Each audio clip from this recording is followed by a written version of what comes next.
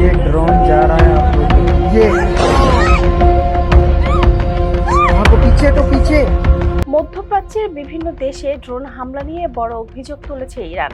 ইরানের সামরিক বাহিনীর দাবি, যুক্তরাষ্ট্র ও ইসরায়েল ইরানের তৈরি শাহেদ ড্রোনের অদলে তৈরি করা লুকাস ড্রোন দিয়ে মধ্যপ্রাচ্যের বিভিন্ন দেশে হামলা চালাচ্ছে। তাদের অভিযোগ, এই ড্রোন দিয়ে বিভিন্ন দেশে হামলা চালানো হচ্ছে। এরপর সেই হামলার দায় চাপানো হচ্ছে ইরানের উপর।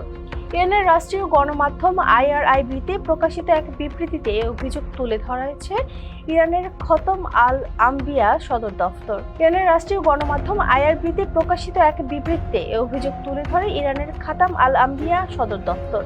বিবৃতিতে বলা হয়, সাম্প্রতিক সময়ে মধ্যপ্রাচ্যের কয়েকটি দেশে ধারাবাহিক হামলা হয়েছে।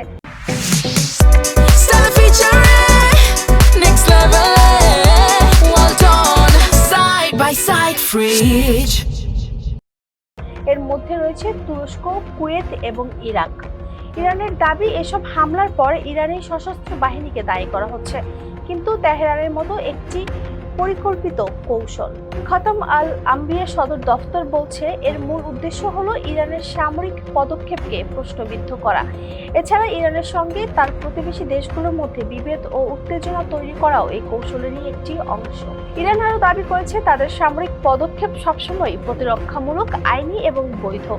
তেহরান বলছে, তারা কেবলমাত্র যুক্তরাষ্ট্র ও ইসরায়েলের লক্ষ্যবস্তুতেই হামলা চালায়, আর যদি কোথাও হামলা চালানো হয় তাহলে সেই বিষয়গুলো সরকারিভাবে ঘোষণা করা হয় এবং দায়ও স্বীকার করা হয়। এদিকে ইরানের ভেতরেও হামলার খবর পাওয়া যাচ্ছে।